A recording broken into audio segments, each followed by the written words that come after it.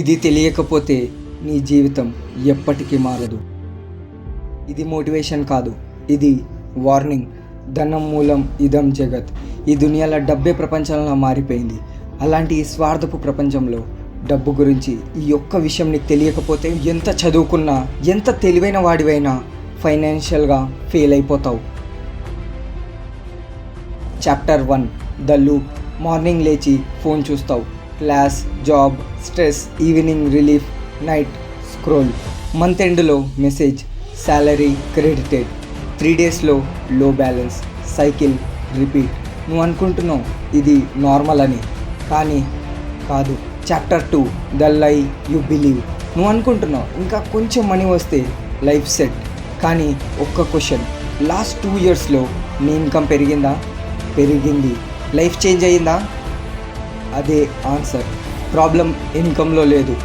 Chapter 3 the invisible difference. Same city, same age, same salary. ఒకడు ఎప్పుడు టెన్షన్లో, ఇంకోడు రిలాక్స్గా కామ్గా ఉంటాడు. డిఫరెన్స్ ఏంటి?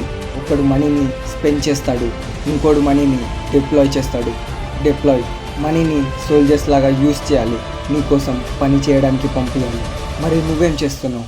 నువ్వు మనీ కోసం పని చేస్తున్నావు. Chapter 4 the enemy inside you. నీ బిగ్గెస్ట్ ఎనిమీ ఎవరో తెలుసా? నువ్వే. నీ మైండ్, నీ ఈగో. ఫ్రెండ్స్ ముందు ఫ్లెక్స్ చేయడానికి స్పెండ్ చేస్తావు.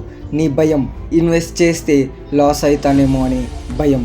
ఆశ, జల్దీ మనీ డబుల్ అవ్వాలని. బయట కాదు బ్రో, ఫస్ట్ నిన్ను నువ్వు గెలవాలి. Chapter 5 the missing piece.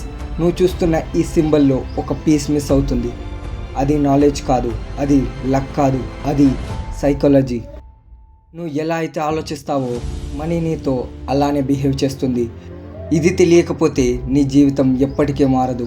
మనీని అర్న్ చేయడం ఈజీ, కానీ దానిని హ్యాండిల్ చేయడం గేమ్. అండ్ ఈ గేమ్ గెలవాలంటే రూల్స్ కాదు, మైండ్ సెట్ మార్చాలి. నువ్వు మనీని కంట్రోల్ చేస్తే అది నీ లైఫ్ని బిల్డ్ చేస్తుంది, లేదంటే నీ లైఫ్ని కొంచెం కొంచెంగా కంట్రోల్ చేయడం స్టార్ట్ చేస్తుంది.